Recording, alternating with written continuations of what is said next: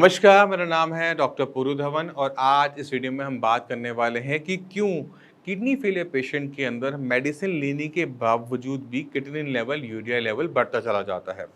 बढ़ता हुआ kidney level, urea level patient को बहुत ज़्यादा चिंता में डाल देता है क्योंकि उसे पता है कि अगर लेवल इसी तरह से बढ़ता रहा तो एक दिन ज़रूर ऐसा आएगा जब मुझे डायलिसिस या फिर ट्रांसप्लांट करवाना पड़ेगा। तो आज इसी भी परेशानी को हम गहराई से समझने की कोशिश करते हैं कि ऐसा क्यों और किस वजह से होता है। सबसे पहले आपको ये समझना पड़ेगा कि किडनी फेलियर जितने भी पेशेंट होते हैं उनमें 80% जो कारण होता है या तो वो बीपी होता है या फिर वो शुगर होता है। जब हमें बीपी शुगर की दिक्कत होती है तो हमारे पूरे शरीर पर उसकी वजह से बुरा इम्पैक्ट पड़ रहा होता है। किडनी भी उसमें से एक है। किडनी क्योंकि हमारी डेलिकेट ज़्यादा होती है क्योंकि पूरे शरीर का खून उसने साफ़ करना होता है, तो जब खून किडनी के अंदर फ़िल्टर होने जाता है तो उसको बहुत छोटी-छोटी कैपिलरीज़ में डिवाइड होना पड़ता है। किडनी के अंदर जो नेफ्रॉन्स होते हैं, जो खून को साफ़ करते हैं, वो बहुत छोटे होते हैं। तो जो ब्लड सप्लाई उनको मिल रही होती है, वो भी बहुत बारीक-सी होती है। वो हमारे बालों से भी 1/3 पतली होती है। अब आप खुद इमेजिन कर सकते हो कि जो ब्लड सप्लाई एक नेफ्रॉन को मिल रही है, वो इतनी बारीक है, इसी वजह से वो बहुत ज़्यादा डेलिकेट हो जाती है। तो बीपी अगर आपको है, शुगर आपको है, तो वो जो ब्लड सप्लाई है, वो डैमेज होनी शुरू होती है और इसका असर क्या होता है कि किडनी की काम करने की क्षमता डे बाय डे कम होती चली जाती है। अब अगर आप एलोपैथिक मेडिसिन ले रहे हो और मेडिसिन लेने के बावजूद भी आपका बीपी बढ़ा रहता है, तो बढ़ा हुआ बीपी आपकी किडनी को नुकसान पहुँचाता रहेगा और जैसे-जैसे नुकसान जाता रहेगा, वैसे-वैसे हमारे किडनी लेवल बढ़ते चले जाएँगे। इसी तरह से डायबिटीज़ है, आप डायबिटिक पेशेंट हो, आप इंसुलिन ले रहे हो, मेडिसिन ले रहे हो, बट फिर भी आपकी शुगर जो है, वो 200 प्लस चली जाती है। तो भी हम क्या देखते हैं कि मेडिसिन लेने के बावजूद भी, बीपी, शुगर की मेडिसिन टाइम से लेने के बावजूद भी हमारी जो किडनी की दिक्कत है, वो सॉल्व होती हुई हमें देखने को नहीं मिलती। और जितनी भी एलोपैथिक मेडिसिन लेते हैं, अपना पर्चा निकाल के देखें। उसमें बीपी की मेडिसिन मिलती है, शुगर की मेडिसिन मिलेगी, कोलेस्ट्रॉल की होगी, विटामिन डी होगा, कैल्शियम होगा, फास्फोरस बाइंडर्स होंगे, पोटेशियम बाइंडर भी हो सकते हैं, बट कोई भी मेडिसिन ऐसी नहीं होती जो किडनी को कंट्रोल कर सके, किडनी को खराब होने से बचा सके। इसी वजह से भी किडनी लेवल, यूरिया लेवल बढ़ता चला जाता है। तो ये 2 बड़े कारण हैं कि बीपी, शुगर का कंट्रोल ना होना और एलोपैथिक मेडिसिन में कोई किडनी की मेडिसिन का ना होना। अब जो हमने करना क्या है, इसको भी समझने की कोशिश करते हैं। अगर आपको पता है कि बीपी की मेडिसिन आप रोज़ लेते हो बट फिर भी आपका बीपी बढ़ा हुआ है, तो आपका पहला फ़र्ज़ ये बनता है कि अपने बीपी को हर कीमत पर, मैं फिर दोबारा बोलूँगा, हर कीमत पे कंट्रोल में लेकर आना। अब कई से ऐसे पेशेंट होते हैं, वो कहते हैं कि मेरा बीपी ठीक है, हम पूछते हैं कि कितना बीपी है? 130/90। अरे सर, ये तो नॉर्मल ही होता है। तो आपको समझने की ज़रूरत ये है कि 120/80 एमएम ऑफ एचजी, ये जो हम सुनते हैं कि 120/80 जो बीपी है, ये एवरेज ब्लड प्रेशर होता है किसका? हेल्दी इंडिविजुअल्स का। यानी अगर हम 100 लोगों का ग्रुप बनाते हैं, 100 लोगों का हम ग्रुप लेते हैं, उसमें सब हेल्दी हैं, परफेक्टली हेल्दी हैं। उनका normal BP 120/80 MM of Hg होता है। मगर जहाँ पर आप किडनी फेलियर के पेशेंट हो जाते हैं, तो आप उस ग्रुप में जा सकते हैं? नहीं जा सकते। इसलिए ये जो नॉर्मल ब्लड प्रेशर होता है, ये आप पर अप्लाई नहीं होता। आपको चाहिए कि अपना बीपी थोड़ा-सा नीचे की तरफ रखें। यानी जो नीचे डायसिस्टोलिक होता है, जो 80 आ रहा है, उसे 70-75 के आस-पास रखें। इससे फ़ायदा क्या होता है? इससे फ़ायदा ये होता है कि किडनी को और नुकसान बीपी की वजह से नहीं हो पाता क्योंकि बीपी थोड़ा-सा लोअर साइड रहता है। इसमें आपको कोई परेशानी नहीं होती, बॉडी आराम से काम कर रही होती, कोई चक्कर नहीं आते, कोई कमज़ोरी पैदा नहीं होती। अब अगर हम इसको मेंटेन कर लेते हैं लंबे पीरियड में, तो एक चीज़ तो कंफर्म हो गई कि बीपी से आपकी किडनी को नुकसान आगे और नहीं पहुंचेगा। इसी तरह से डायबिटीज़ है, अगर आपकी शुगर मेडिसिन लेने के बावजूद भी खाना खाने के बाद 200, 250, 300 जा रही है, तो ये जो थोड़ी-सी शुगर आपकी बढ़ती है खाना खाने के बाद, जो कि कंट्रोल हो जाती है, मगर वो जो थोड़ी देर के लिए जो बढ़ी, वो आपकी किडनी को नुकसान पहुँचाती रहेगी। तो हमने क्या करना है, बीपी और शुगर को हर कीमत में कंट्रोल में लेकर आना है और अपनी जो नॉर्मल वैल्यूज़ होती है, उससे थोड़ा-सा नीचे। अब शुगर के बारे में और बात कर लेते हैं, तो आपने कोशिश ये करनी है कि अपने शुगर लेवल्स को आपने 180 से नीचे रखना है, चाहे आपकी फास्टिंग है, चाहे वो आपकी पीपी है, चाहे वो दिन में आप कभी भी चेक करते हैं, उसे हम रैंडम करते हैं, वो भी आपकी 180 से नीचे रहनी चाहिए। इसके लिए आपको चाहे अपनी इंसुलिन की यूनिट को 1 आधी यूनिट को बढ़ाना पड़े, चाहे आपको उसमें अपनी मेडिसिन को बढ़ाना पड़े, कोई फ़र्क नहीं पड़ता। अगर आपने अपनी किडनी बचानी है, तो ये जो जड़ है बीमारी की, आपको पहले उसे कंट्रोल में हर कीमत में लेकर आना पड़ेगा। जो पेशेंट मेडिसिन लेने के बावजूद भी इसको कंट्रोल नहीं कर पाते, खाने की वजह से, मेडिसिन की जो अपग्रेडेशन है वो ना करने की वजह से, उनके अंदर किटनिन लेवल, यूरिया लेवल बढ़ते चले जाते हैं। तो आपने पहला काम क्या करना है, इसे कंट्रोल में लेकर आना है। अगर आपसे कंट्रोल में नहीं आ रहा, मेरे पास पूरी टीम है डॉक्टर्स की, उनसे आप बात कीजिए, वो आपकी पूरी हेल्प करेंगे आपकी बीपी और शुगर को कंट्रोल करने में। अगर हमें ज़रूरत होगी तो आपकी मेडिसिन को, बीपी शुगर की मेडिसिन को बढ़ाया भी जाता है, तब तक जब तक आपकी ये लेवल्स कंट्रोल में ना आ जाए। तो ये बेसिक हो गया, ये इसको समझना मुश्किल नहीं था। अब चलते हैं थोड़े से मुश्किल टॉपिक पे। एक बार जब किडनी के अंदर या बॉडी में कहीं पर भी थोड़ा बहुत सेल्स मर जाते हैं ना, तो वो क्या करते हैं, अपने साथ वाले को भी मारते रहते हैं। इसी वजह से जितने भी सीकेडी पेशेंट्स होते हैं, उन्हें कहा जाता है कि आपकी बीमारी सेल्फ प्रोग्रेसिव है, यानी अपने आप बढ़ने वाली बीमारी है। बीपी शुगर आपका ठीक भी होगा तो भी आपकी किडनी की दिक्कत आगे चलती रहती है, बढ़ती रहती है, क्योंकि अब मान लो कि मेरा पड़ोसी है, ठीक है, उसको कुछ हो गया तो उसका अच्छा बुरा मुझे भी होता है, उसको नुकसान हुआ तो मुझे भी थोड़ा बहुत नुकसान होना शुरू होता है। जब उसका नुकसान मेरे तक गया तो आगे जाना शुरू होता है, क्योंकि क्या होता है, सेल्स आपस में चिपक के बैठे हुए होते हैं। तो आप डायग्राम पे देखिए, ये जो सेल्स है आपस में एक साथ लगे हुए हैं ना, ईंटों की तरह आपस में लगे हुए हैं। अब यहाँ पर ब्लड जो सप्लाई है वो दूर होती है। अब ब्लड सप्लाई में जो खाना आ रहा है, ऑक्सीजन आ रहा है, नीचे तक, दूर तक, सेल्स तक वो कैसे जाता है, कभी आपने सोचा है? आपने कभी सोचा नहीं होगा। मैं आपको थोड़ा सा एग्जांपल देता हूँ। जो सेल्स ब्लड सप्लाई के पास है वो तो डायरेक्टली ले लेते हैं। जो सेल दूर हैं उनमें क्या होता है कि जो पास वाला सेल है वो आगे वाले सेल को पास करता रहता है। जैसे हम गेम खेलते थे पास में पास, वैसे ही पास में पास सेल्स के बीच में चलता है, खाने का भी और वेस्ट मटेरियल का भी। वेस्ट मटेरियल भी है वो वहाँ से लेके ब्लड सप्लाई में डालेंगे और खाना वहाँ से लेकर वो आगे पास करते हुए सारे सेल्स को डिस्ट्रीब्यूट करेंगे। अब आप ये सोचो कि अगर बीच के रास्ते में कहीं पर एक सेल का, एक जो सेल्स है वो डैमेज हो जाए तो क्या होगा कि ये जो जो फूड सप्लाई चेन है वो डिस्टर्ब हो जाएगी। फूड सप्लाई चेन डिस्टर्ब हो गई, ऑक्सीजन की सप्लाई डिस्टर्ब हो गई, इसी वजह से वहाँ के सेल्स भी वीक होना शुरू होते हैं और हमें रिजल्ट क्या देखने को मिलता है कि बीमारी आगे बढ़ना शुरू हो गई। तो हमारा फर्ज क्या बनता है ऐसे केसेस के अंदर, हमारा फर्ज बनता है कि अब हमें पता है कि हमारे जो सेल्स हैं वो मर रहे हैं, किसकी वजह से?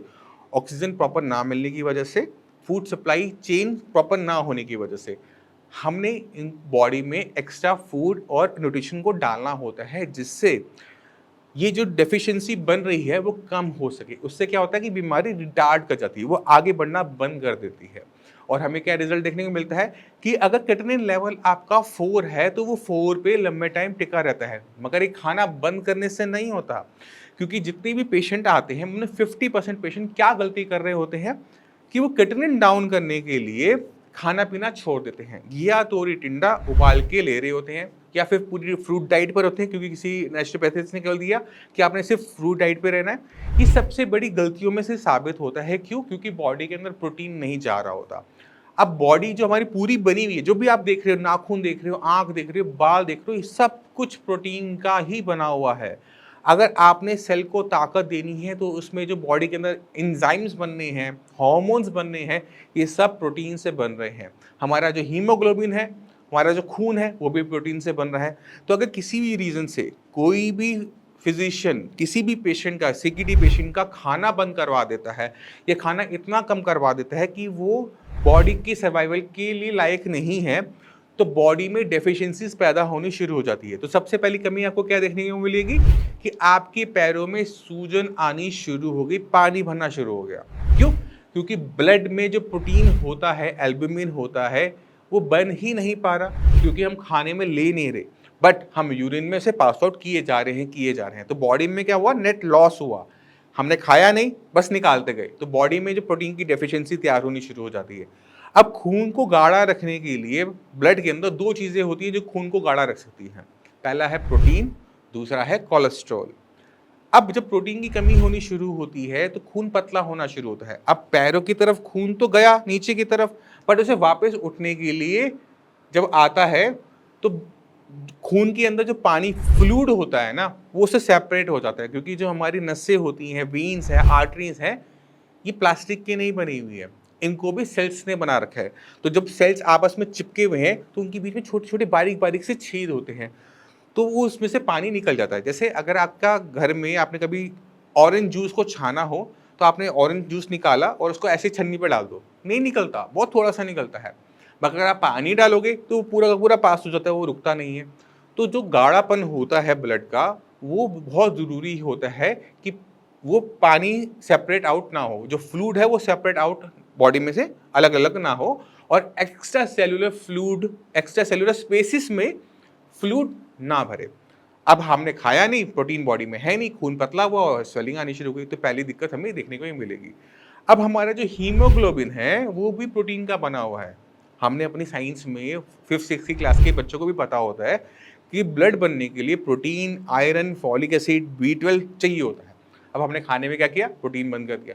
तो हम क्या देखते हैं कि खून की कमी बहुत तेजी से आनी शुरू हो जाती है। खून की कमी हर किडनी फेलियर पेशेंट में होती है, पर जो पेशेंट खाना पूरा बंद कर देते हैं, ये बहुत ज़्यादा टाइट कर देते हैं, उनमें वो बहुत ज़्यादा देखने को मिलती है। ऐसे पेशेंट को हम जितने मर्जी इंजेक्शंस लगवा लें, उनका ब्लड नहीं बनता। उनको जब तक हम खाने पे नहीं डालते, तब तक उनका ब्लड नहीं बनता। तो ये हमने कभी भी नहीं करना कि अपना खाना-पीना बहुत टाइट कर लेना है, क्योंकि इससे कॉम्प्लिकेशंस और बढ़ रही है ना, स्वेलिंग आ गई, खून नहीं बढ़ रहा, और क्रिएटिनिन, अब हम सुनते हैं कि इससे क्रिएटिनिन डाउन हो जाएगा, उस पर भी हम एक बार बात कर लेते हैं। हमारी बॉडी में क्रिएटिनिन हमारी मसल्स में बनता है, तो अगर हम खाने में बहुत कम कर देते हैं, प्रोटीन इंटेक नहीं करते, या हम खाना बहुत टाइट कर देते हैं, तो क्या होता है कि हमारा फूड इंटेक कम हो जाता है। हम खाना बहुत थोड़ा-सा खाना शुरू करते हैं, खाना देख के ही उल्टी आने का मन करता है। पेशेंट ऑलमोस्ट पूरा-पूरा दिन बुखार आना शुरू कर देता है। अब होता क्या है कि बॉडी का जो वेट है, वो डाउन होना शुरू हो जाता है। बॉडी पहले मान लो कि 80 किलो की थी, 1 महीने बाद वो 75 किलो की हो जाती है। और जो 5 किलो वेट निकला, वो कहाँ से निकला? वो 5 किलो वेट निकलता है हमारी मसल्स से। अब जब हमारी मसल्स का वेट डाउन होता है, मांसपेशियां कम हो जाती हैं, तो जब कम मांसपेशियां हैं, तो वो कम क्रिएटिनिन बना पाती है। तो आपकी रिपोर्ट्स में क्या होता है कि हर 5 किलो के ऊपर तकरीबन आधा पॉइंट से लेकर 1 पॉइंट तक क्रिएटिनिन नीचे आ जाता है। अब आपको समझने की जरूरत ये है कि आज आपकी उम्र 40 साल है, क्या अगले 40 साल तक आप अपने इसको खाने को इस तरह से चला पाओगे? क्योंकि ये बीमारी खत्म नहीं होगी, ये बीमारी आपके साथ रहेगी, बट अगर आप खाना नहीं खाओगे तो बाकी शरीर में जो अंग है ना, वो जरूर खराब हो जाएंगे। जो आपने 20-30 साल आपके शरीर ने आपका साथ देना था, वो अगले 2-3 साल में ही खत्म हो जाएगा।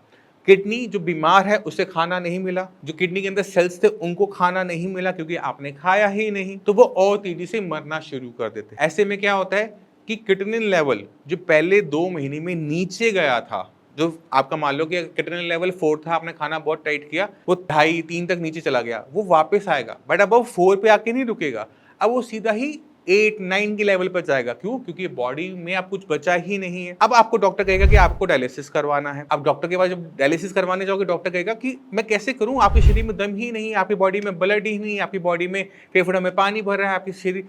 तो ऐसी कॉम्प्लिकेशंस हमें पैदा नहीं करनी होती है। आपको समझने की जरूरत है कि आपने फूड का प्रॉपर इनटेक करते रहना होता है। ये जो खाना बंद करके क्रिएटिनिन डाउन करना, ये ट्रिक सारे डॉक्टर्स जानते हैं, आप नहीं जानते हैं। हमने खाना किसी भी कीमत में बंद नहीं करना होता। अगर हम खाना पूरा बंद कर देंगे तो हमारी बॉडी सर्वाइव नहीं कर पाएगी। अगर आपकी उम्र आज 40 साल है, तो अगले 40 साल आप जो खाना खा रहे हो उस पर सर्वाइव नहीं कर सकते। आपको एक अल्टरनेट प्लान बनाना पड़ेगा, आपको सोचना पड़ेगा कि मुझे क्या करना है। आपकी बॉडी जितनी वीक होती चली जाएगी, जितनी कमजोर होती चली जाएगी, उतनी ही परेशानियां आपकी बढ़ती चली जाएगी। अब दो पेशेंट को इमेजिन करने की कोशिश करो। एक पेशेंट जिसने अपना क्रिएटिनिन को 2-3 पॉइंट नीचे खाना बंद करके गया है, पहले वो ठीक था बट क्रिएटिनिन लेवल थोड़ा सा ज्यादा था, अब क्रिएटिनिन लेवल कम है बट वो बेड से उठ नहीं पाता क्योंकि वो खाना खा नहीं पा रहा। दूसरा पेशेंट जहां पे क्रिएटिनिन लेवल 2 महीने पहले जितना था आज भी उतना है, बट पेशेंट पूरी तरह से एक्टिव है। अपने आप को इमेजिन करो कि आप कौन सी कंडीशन लेना चाहोगे। अगर आपको लगता है कि आप पूरा टाइम, पूरी जिंदगी बिस्तर पर काटना चाहते हो तो आप कर सकते हो, मैं मना नहीं करता। मगर अच्छा पेशेंट क्या करता है, अच्छा पेशेंट को समझ में आ जाता है कि ये जो परेशानी मेरी है, ये मेरी पूरी ज़िंदगी चलनी है, मेरी बंद नहीं होनी।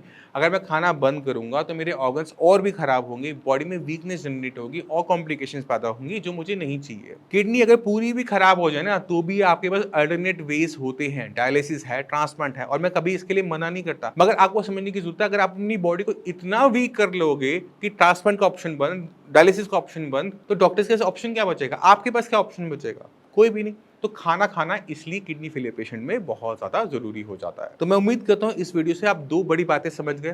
पहला दवाई लेते रहने के बावजूद भी क्रिएटिनिन लेवल क्यों बढ़ता है और खाना बंद करने के से किस तरह से क्रिएटिनिन आपका पहले गिरता है और फिर वो बढ़ता है, और इसमें बहुत टाइम नहीं लगता, सिर्फ 2-3 महीने में ये चीज़ें दिखनी शुरू हो जाती हैं। तो वापस घूम के अपने पुराने टॉपिक पे चलते हैं, जिसमें हम बात कर रहे थे कि मेडिसिन लेने के बावजूद क्यों क्रिएटिनिन लेवल बढ़ता चला जाता है।